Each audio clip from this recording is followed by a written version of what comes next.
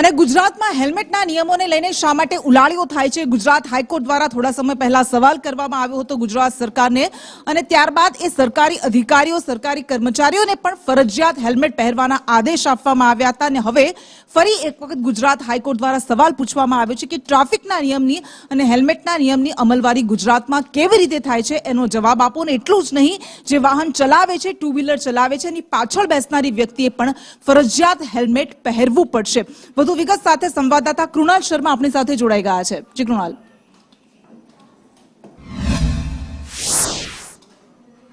કૃષ્ણ, જે રીતે હાલ ટ્રાફિકની સમસ્યાઓ વકરી રહી છે અને અમદાવાદમાં તો ટ્રાફિકની સમસ્યાએ હદ વટાવી છે, ત્યારે હાઈકોર્ટ હવે સરકાર પાસે જવાબ માંગે છે કે ટ્રાફિક મામલે સરકારે શું કર્યું છે અને સરકારને રિપોર્ટ સબમિટ કરવા માટે પણ તેમણે સૂચન કર્યું છે.